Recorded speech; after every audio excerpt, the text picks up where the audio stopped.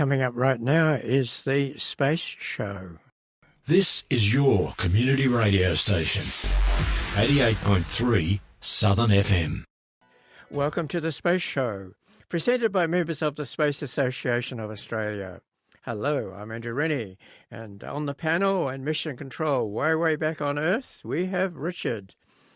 On this evening's The Space Show, we have news of big changes that have just been announced at NASA, and that's caused a change in our program. Then we're going to discuss Artemis 2, which is scheduled for launch on Thursday, April the 2nd, Australian Eastern Daylight Time.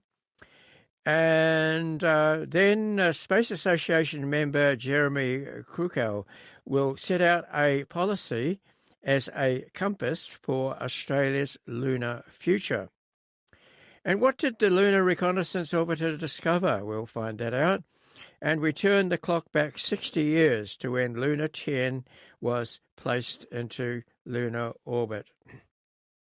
And hopefully we'll have Melbourne University's Rowena Christiansen discussing aerospace medicine. And we'll see if we can squeeze something else into the show as well. So first up, Space Show News.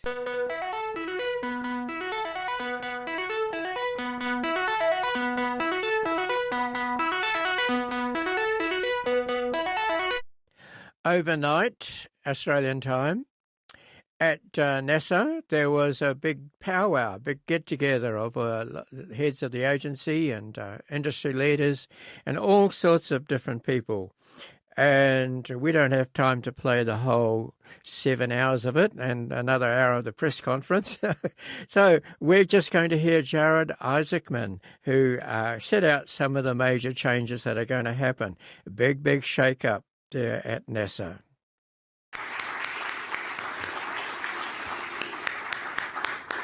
Good morning, everyone.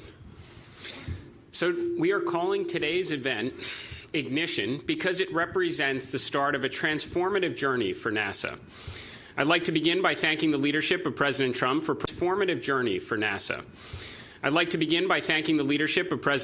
providing NASA the tools and policy to execute on our world-changing mission. I also wish to acknowledge the coalition assembled here today.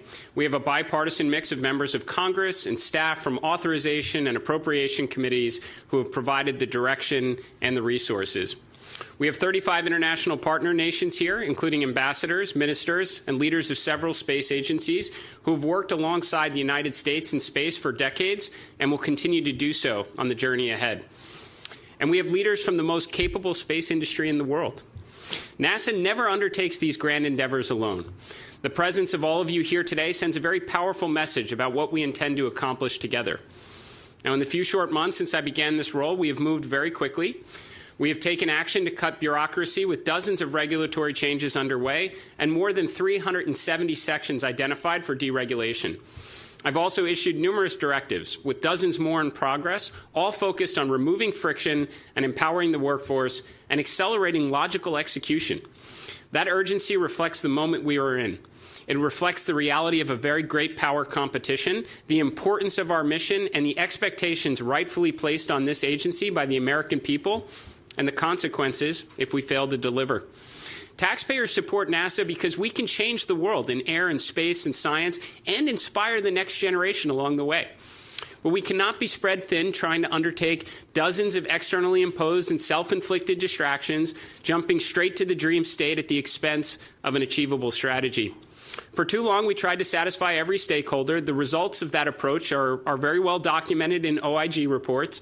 Billions wasted, years lost, non-conforming hardware delivered, programs that never launched, fewer flagship science missions, virtually no X-planes, less astronauts in space, which means less kids dressing up as astronauts for Halloween.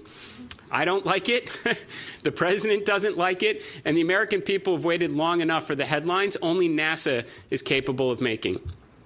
For decades after the last space race, NASA was really the only game in town. For better or worse, the plan changed. We formed partnerships, spread goodwill, and tried to undertake programs that attempted really to make everyone happy. The outcomes became less important, skills atrophied, and now we find ourselves with a real geopolitical rival challenging American leadership in the high ground of space. NASA has stated we will return Americans to the moon before the end of President Trump's term. Our great competitor said before 2030. The difference between success and failure will be measured in months, not years. They may be early, and recent history suggests we might be late. This is why it is imperative we leave an event like Ignition with complete alignment on the national imperative that is our collective mission. Over the past few months, I've visited all the NASA centers, and I've made a promise. If we concentrate NASA's extraordinary resources on the most important goals on the President's national space policy, clear away needless bureaucracy and obstacles that impede progress, and empower the workforce and partners, then returning to the moon and building a moon base will seem pale in comparison of what we're capable of accomplishing in the years ahead. This is a step in that direction, and you will hear updates on NASA's strategy across a number of important initiatives today. But to be clear, we are long past the time for words and PowerPoint. Alongside this event today, the RFIs and solicitations will go out. Breakout sessions will begin, and as this spacefaring ship sets sail, the focus moves quickly to execution. Let's start with the most visible objective before us, returning American astronauts to the moon. Artemis 2, in the days ahead, will send NASA and a CSA astronaut into the lunar environment, the first crewed step of the Artemis program to pick up where Gene, Harrison, and Ronald left off on Apollo 17. At the same time, we are standardizing the SLS architecture with the Centaur 5 upper stage. We're rebuilding and focusing expertise on ML1 pad turnaround and establishing the muscle memory required to support a higher launch cadence. The programs we left behind in this effort were not success stories. NASA takes ownership for the shortcomings, but contributing billions more and time that we do not have was not a pathway to success. On that note, I welcome the interest from industry to make use of these capabilities in furtherance of our shared priorities. As we move forward, we intend to launch Artemis 3 in 2027 to test the integrated operations of Orion and one or both lunar landers in Earth orbit. What we learn from that mission will ideally give us the confidence to begin lunar landing attempts starting with Artemis 4 in 2028. I'm pleased with the proposals from both SpaceX and Blue Origin to accelerate progress on their landers. As I've told both of our valued partners, alongside Axiom on the EVA suit development, NASA's here to help, to provide expertise, to clear obstacles, to challenge requirements where appropriate, and do all we can to enable our partners to be successful. Should we fail, and should we look on as our rivals achieve their lunar goals ahead of our own, we are not going to celebrate our adherence to excess requirements, policy, or bureaucratic process. This revised, step-by-step approach to learn, to build muscle memory, to bring down risk, and gain confidence is exactly how NASA achieved the near impossible in the 1960s. But this time, the goal is not flags and footprints. This time, the goal is to stay. Today, we are providing a demand signal for frequent crewed missions well beyond Artemis 5. We intend to work with no fewer than 2 launch providers with the aim of crewed landings every 6 months with additional opportunities for new entrants in the years ahead. America will never again give up the moon. That brings us to the next step, building the moon base. It should not really surprise anyone that we are pausing Gateway in its current form and focusing on infrastructure that supports sustained operations on the lunar surface. Despite some of the very real hardware and schedule challenges, we can repurpose equipment and international partner commitments to support surface and other program objectives. It's worth pointing out that shifting NASA workforce priority to the surface, which has lots of advantages for safety, tech demonstration, and science, it's really the proving ground for future Mars initiatives, does not preclude revisiting the orbital outpost in the future. We will build the moon base in 3 phases. Phase 1 endeavors to support industry by moving from infrequent, bespoke efforts to a templated approach that will generate significant learning through experimentation. We will dramatically expand lunar landings through the CLIPS and the LTV program, delivering rovers, instruments, and technology payloads that test mobility, power systems, such as working with international partners and industry on the production of RUs and RTGs, communications, navigation, surface operations, and all the science payload that can be incorporated. Phase 2 transitions from experimentation to semi-habitable infrastructure and routine logistics with the aim of supporting regular astronaut operations on the surface. It's at this point we anticipate seeing the significant contributions from our great partners like JAXA's pressurized rover. Phase 3 takes advantage of the affordable mass-to-surface capabilities that cargo HLS will inevitably provide in the years ahead and enables the permanent infrastructure necessary to sustain a human presence, such as Italy's proposed habitation module. The moon base will not appear overnight. We will invest approximately $20 billion over the next 7 years and build it through dozens of missions, working together with commercial and international partners towards a deliberate and achievable plan. Just as there was Mercury and Gemini before Apollo, there will be an evolutionary path to building humanity's first permanent surface outpost beyond Earth. And we will take the world along with us as they follow along on the NASA Moonbase website and watch the assembly through lunar relay and observation satellites. At the same time, NASA will never give up its presence in low Earth orbit. The International Space Station has served humanity well, but it will not operate forever. The transition to commercial stations must be thoughtful and set up industry for success. Today, we will review a bit of the history of the International Space Station, NASA's understanding of the commercial market, the budget available to support the enormous undertaking, and the 2 potential options available to explore going forward. Now, regardless of the pathway, NASA will invest the limited budget available over the years to work with commercial providers to build the future LEO presence, which includes maturing capabilities, expanding commercial opportunities through the PAM program, while creating what we hope is an achievable glide path to commercially operated space stations.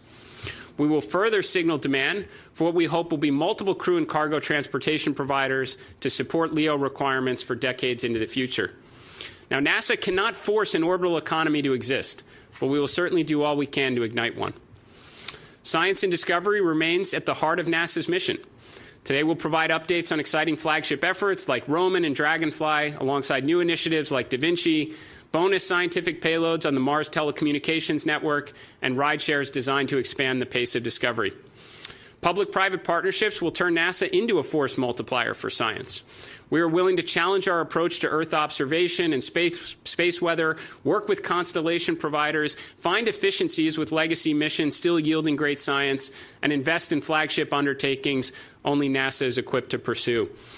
We are excited to hear about the role of philanthropic efforts that will play in increasing our understanding of the universe, so like the Eric and Wendy Schmidt observatory systems. We welcome many such efforts and look forward to collaborating with and supporting them.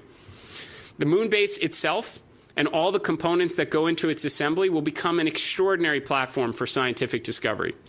And there is one more thing. After decades of study and billions spent on concepts that have never left Earth, America will finally get underway on nuclear power in space.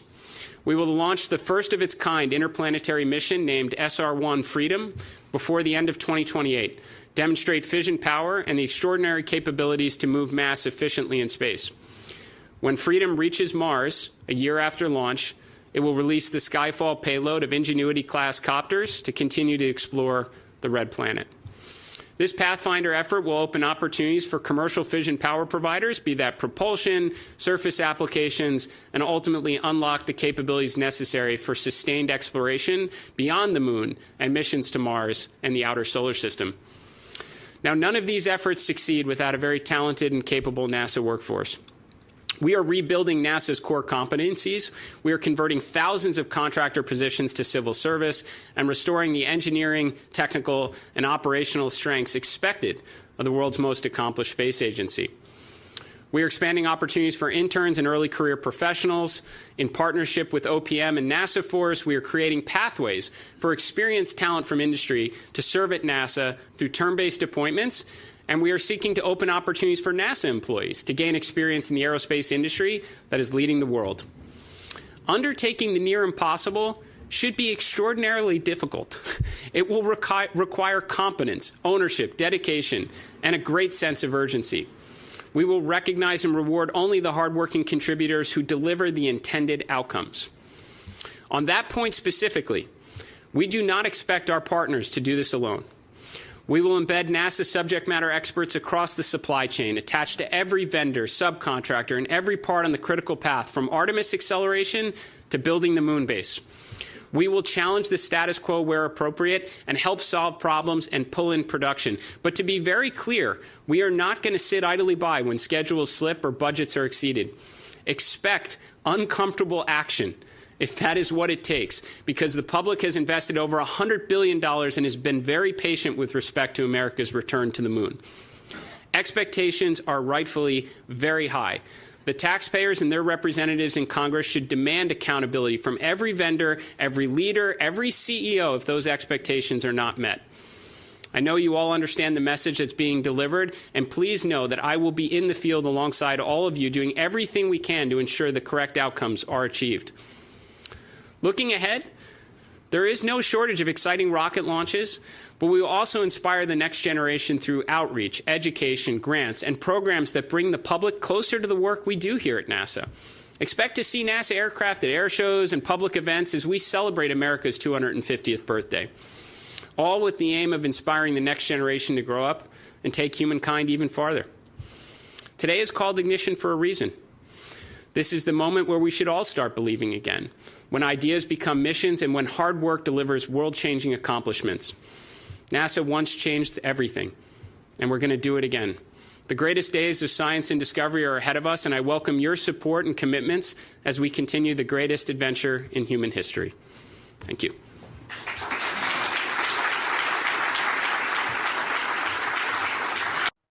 That was Jared Isaacman, the administrator of NASA, talking this morning to an assemblage of dignitaries and the movers and shakers in the American space industry.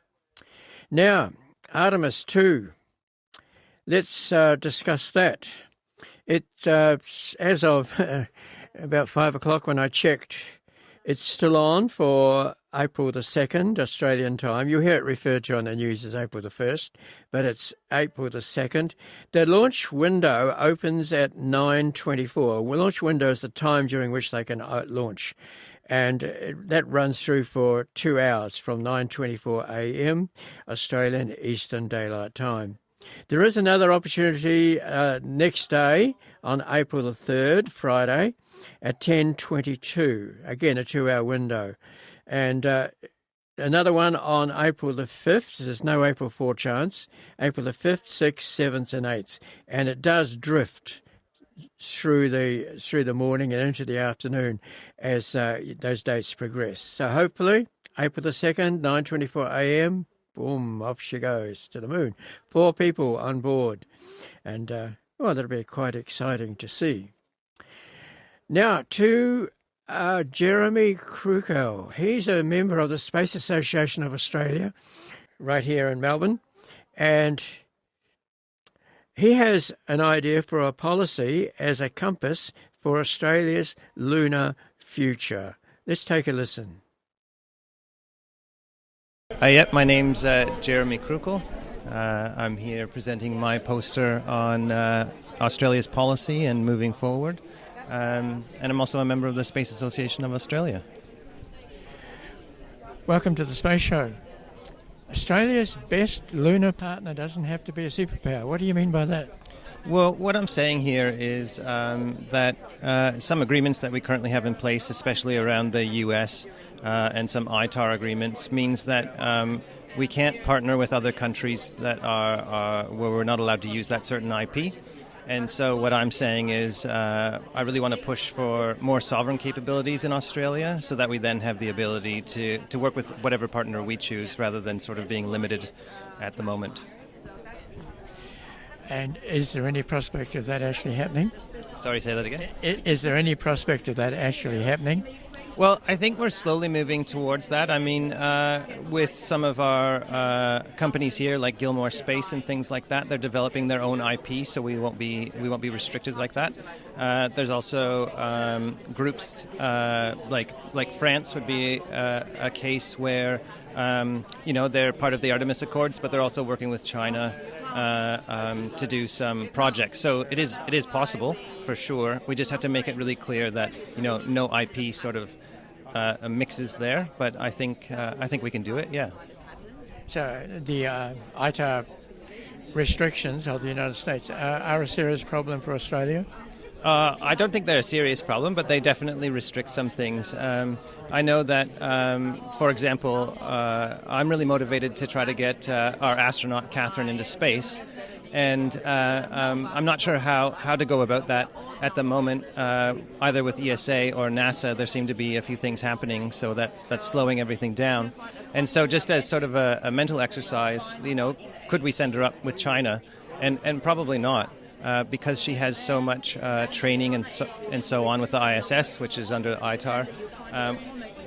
It might be easier to send a non-astronaut with China.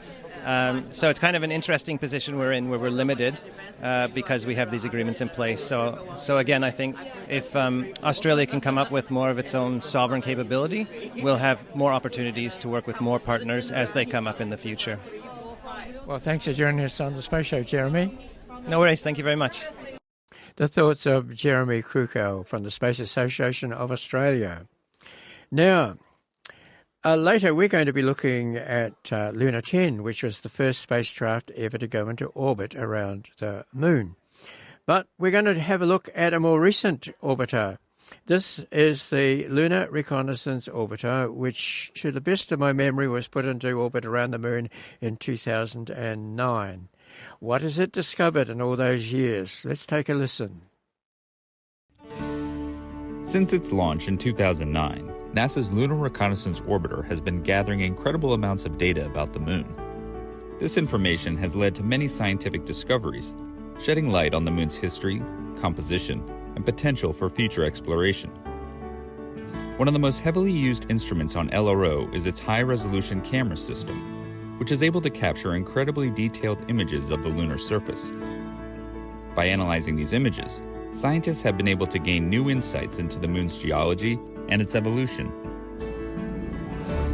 For example, LRO has provided new data on how the lunar surface changes as a result of the formation of impact craters.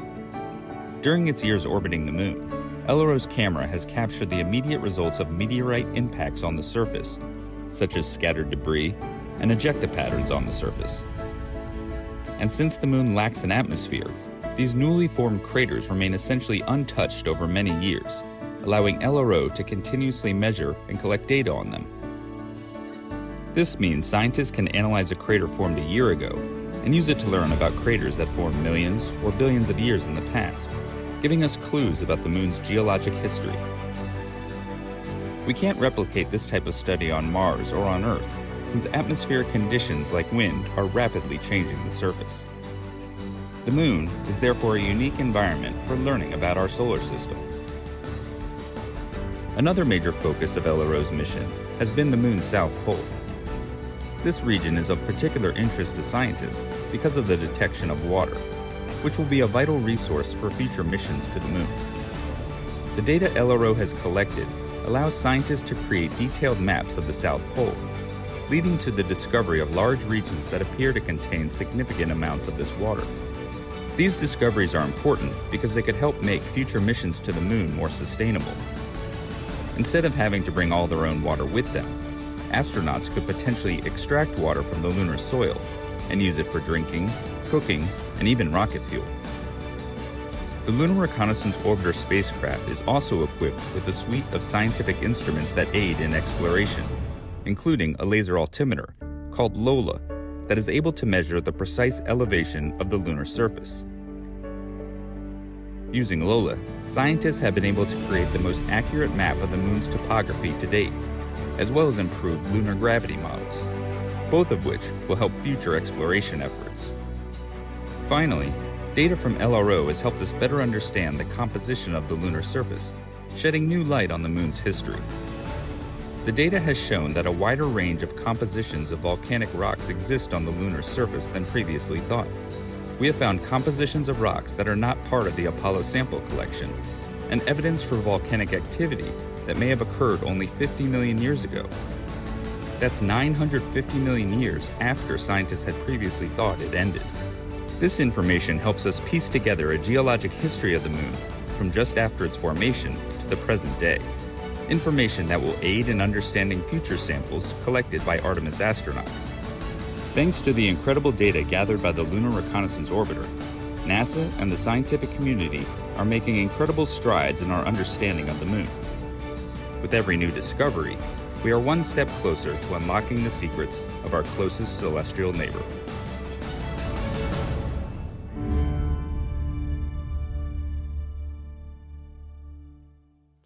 That feature provided courtesy of the Goddard Spaceflight Centre. You're listening to 88.3 Southern FM, the sounds of the Bayside. And now on our moon-themed space show, we're going to turn back time to 1966 now. Lunar 10 was the first spacecraft to go into orbit around the moon. Yes, long before the Lunar Reconnaissance Orbiter. Now, this is a compilation of recordings I made during the mission 60 years ago this week. The Russians have launched a new moon rocket, which will attempt to put an artificial satellite into orbit around the moon. Russia has launched another moon rocket. This is less than 2 months after the soft landing on the moon by Lunar 9. The Soviet news agency TASS says an automatic Lunar 10 station is installed inside the rocket. TASS says the main object of the new launching is to test a system of putting a satellite in orbit around the moon. Russia has launched a new moon rocket, Lunar 10. The Soviet news agency says the aim is to test the system for putting an artificial satellite into orbit around the moon. It said the rocket is functioning normally and is moving close to its calculated course. The launching comes less than 2 months after the Soviet Union succeeded in making the first soft landing on the moon. Russia has launched a new unmanned moon rocket, Lunar 10. The Soviet news agency says the aim is to test the system for putting an artificial satellite into orbit around the moon. The launching comes less than 2 months after the Soviet Union succeeded in making the first soft landing on the moon. The director of Britain's Jodrell Bank Radio Telescope, Sir Bernard Lovell, said that if Lunar 10 goes into orbit, it'll probably provide the close-up television pictures necessary for the choice of a site for a manned landing on the moon. We share with a program for English-speaking listeners in Africa. This is Radio Moscow. The Soviet Union has launched an unmanned instrumented satellite toward the moon, presumably in an attempt to orbit Earth's nearest neighbor. TASS news agency said the purpose of the mission is to achieve a moon orbit to study the lunar area. The U.S. Space Agency says it will attempt again tomorrow to launch an orbiting satellite that can view the universe from above the atmosphere. And the sighting of unidentified flying objects, or flying saucers, in the United States is still in the news. The House of Representatives Armed Services Committee announced it will question U.S. Air Force officials next week about recent reported sightings. That completes this summary of the news in the Voice of America newsroom in Washington. This has been Warren Shear reporting. We have heard a 5-minute summary of late world news on The Breakfast Show. Russia's Lunar 10 streaked through space today on its mission to become the first artificial satellite to orbit the moon. United Press International says that if they are successful, the Russians will have gained another stride on the United States in one of the most important preliminary steps for landing a manned spacecraft on the lunar surface. Sir Bernard Lovell says Russia's latest moon rocket, Lunar 10, appears to have landed on the moon or to be in close orbit round it. He made this announcement about an hour and a half after scientists at the station started picking up signals from the rocket as it approached the moon. So far, there's been no announcement from the Russians. It was reported earlier that the aim was to put the rocket into orbit round the moon to radio back to Earth information needed for a manned landing. Lunar 10 is believed to be in orbit round the moon. This news comes from the director of the British Radio Telescope at Jodrell Bank, Sir Bernard Lovell, whose team of scientists has been receiving signals from the moon rocket. The Russians themselves have not yet made any statement on its progress. If all goes as planned, the moonshot is expected to send back photographs of the moon from about 30 miles above its surface. This Russian moon rocket has been put into orbit around the moon to become the first artificial lunar satellite.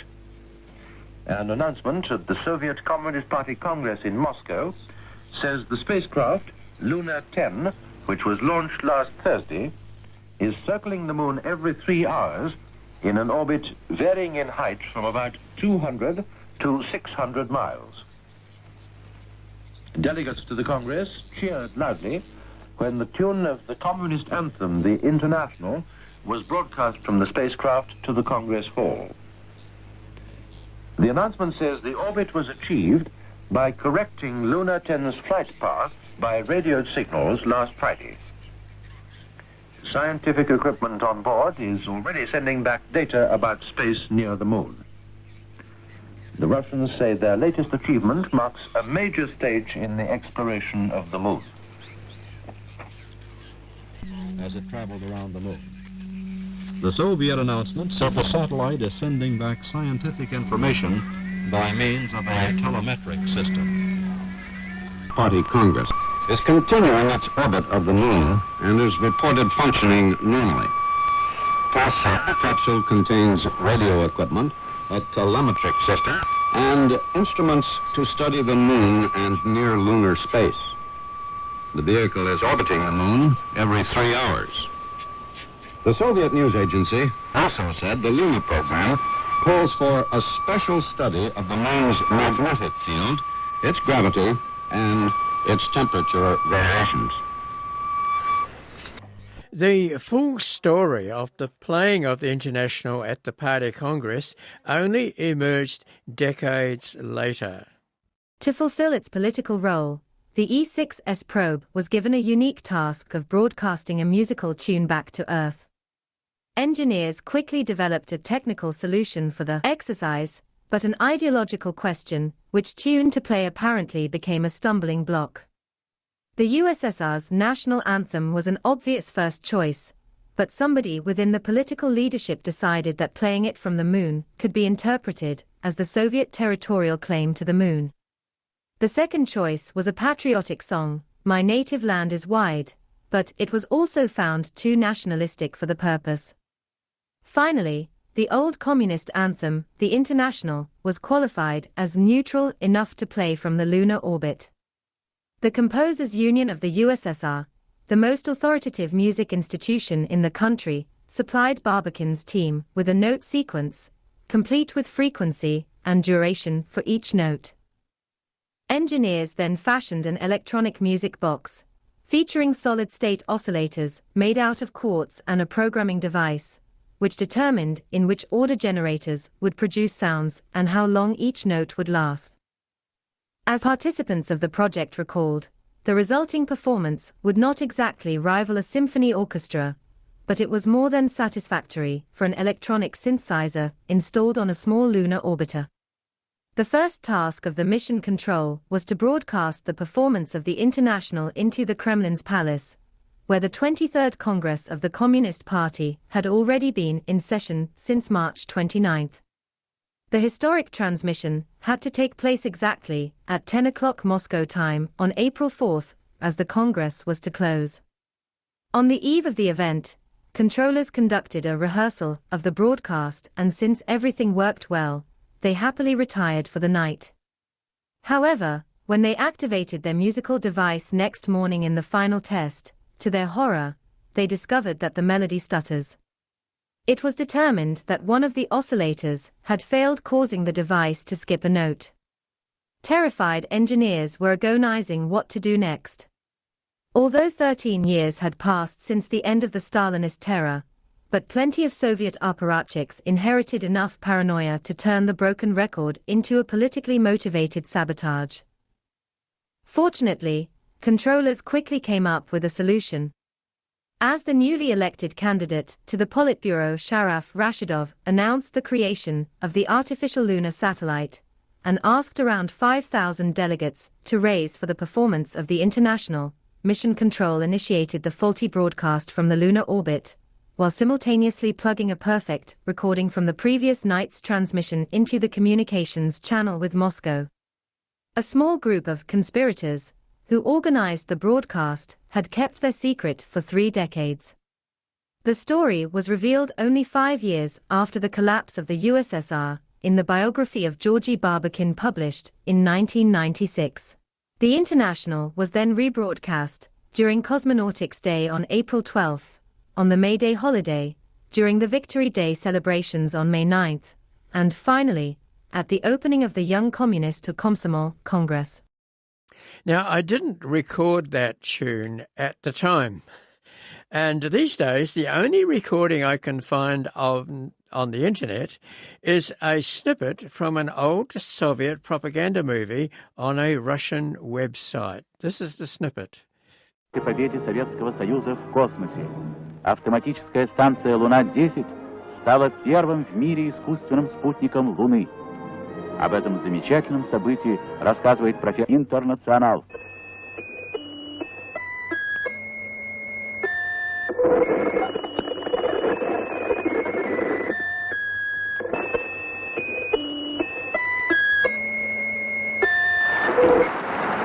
Ее слушали делегаты 23-го съезда партии.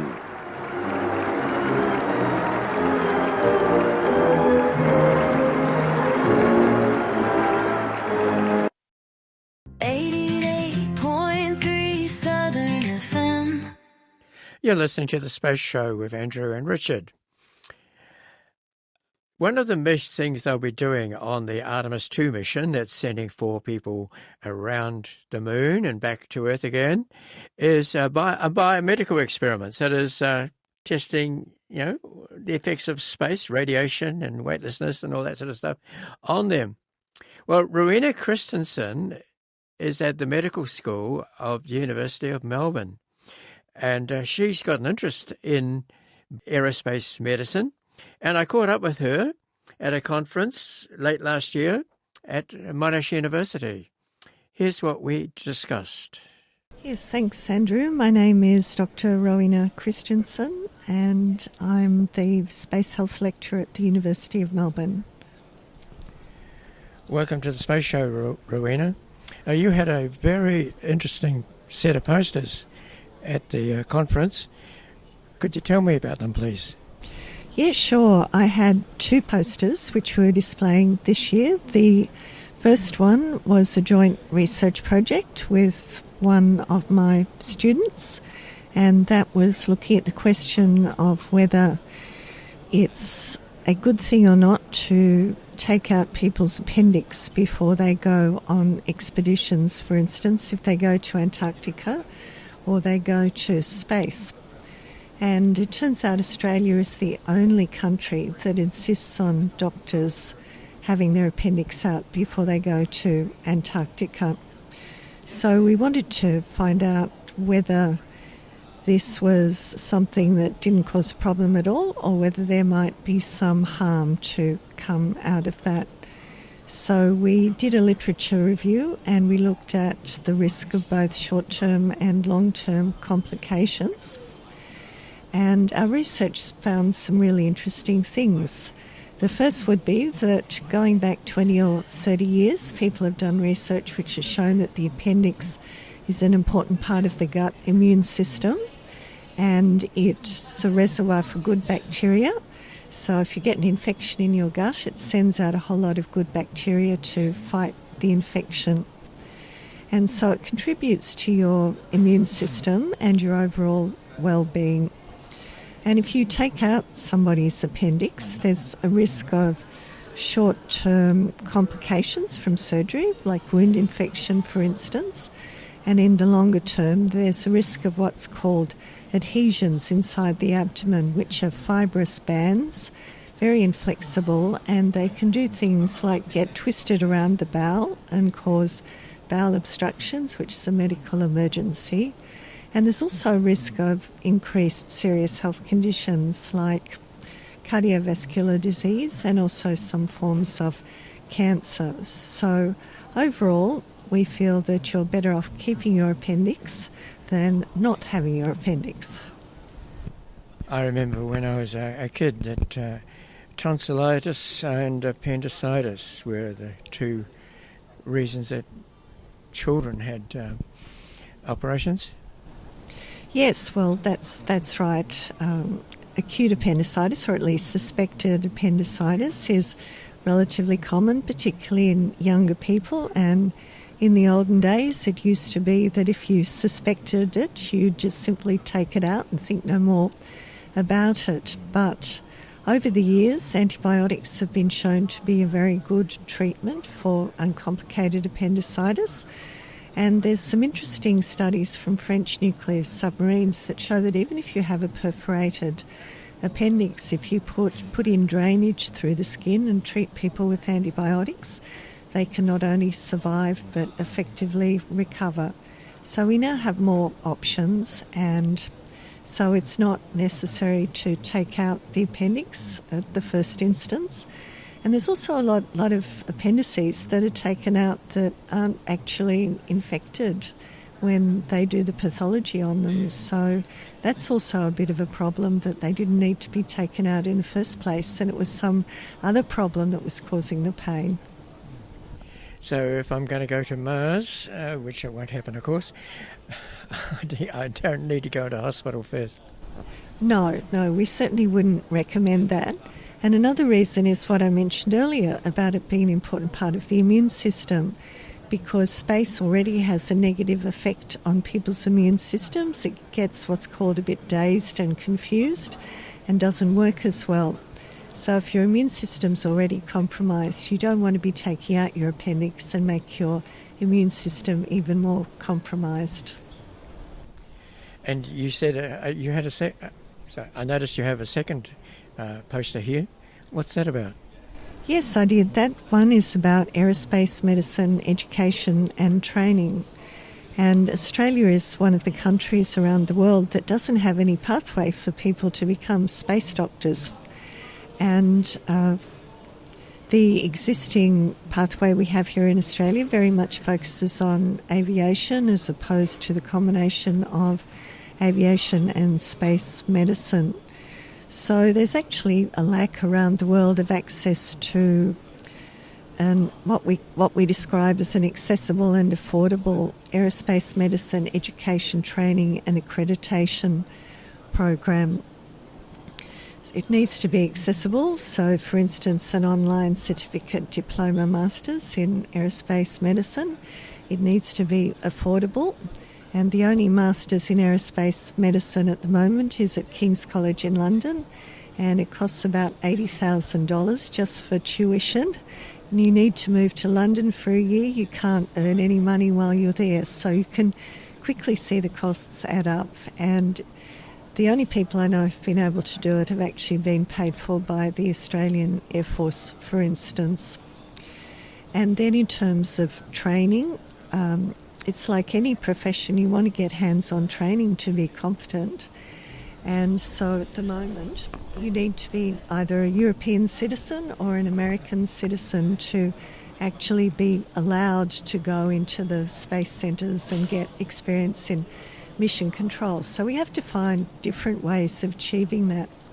And then the last question is that of accreditation or achieving competency. So people will actually want to give you a job at the end to support space missions. And fortunately there are a lot of published lists of competencies of what people expect from aerospace and space physicians. So we think that you could base your assessments around that.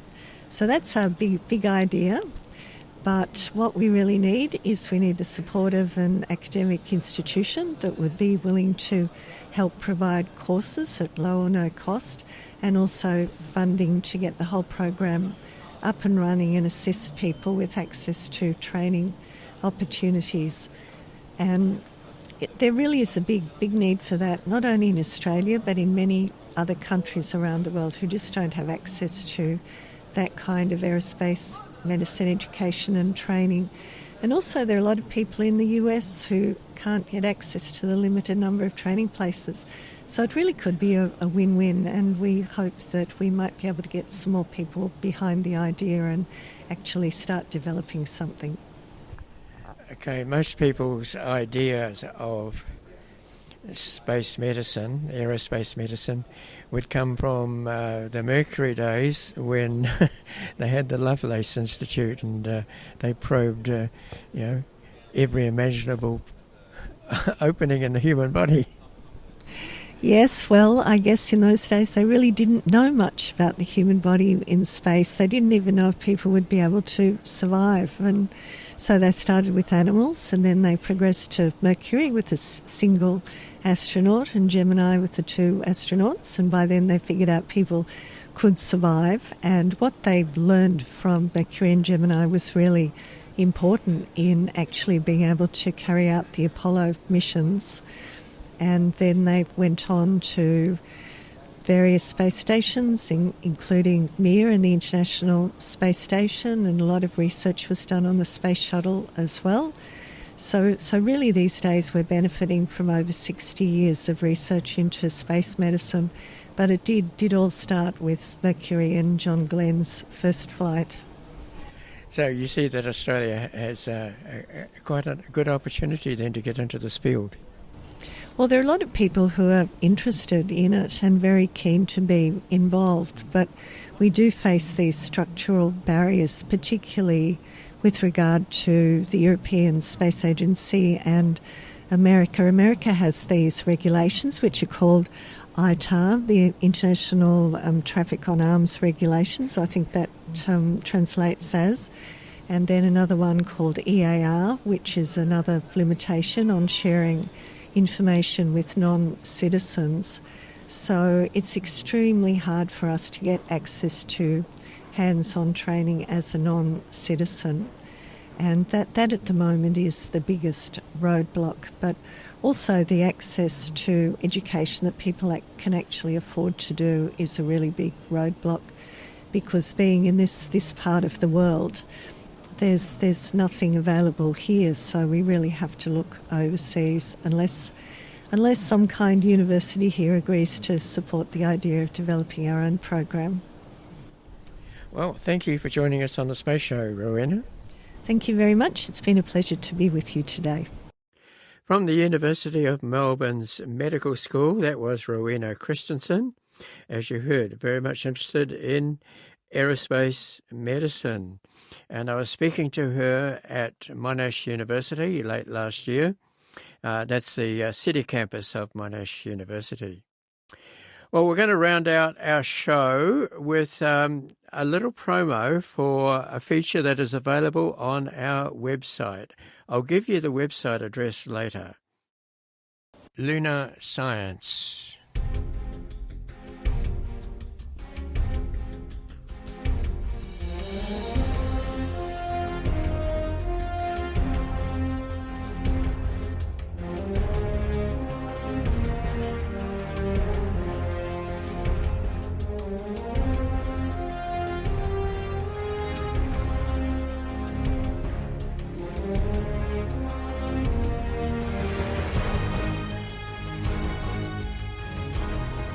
The surface is fine and powdery. I can pick it up loosely with my toe. It does adhere in fine layers like powdered charcoal to the sole and insides of my boots, but I can see footprint of my boots and the tread in the fine sandy particles.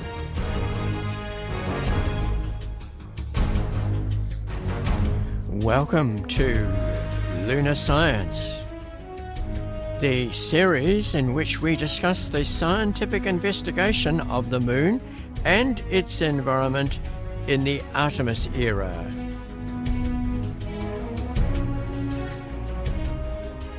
Yes, the Space Show is pleased to announce a new 54-part series called Lunar Science. This is not about spaceships and astronauts. It is about the science to be done on and near the Moon during the Artemis project and the supporting unmanned missions. To find these programs, visit space.southernfm.com.au. Then scroll down until you see the Lunar Science link.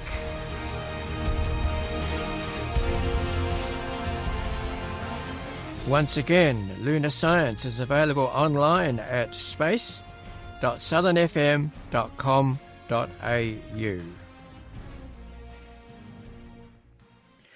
I'm Andrew Rennie, signing off. Thank you, Richard, for being in Mission Control, and there'll be a space show next week with Richard.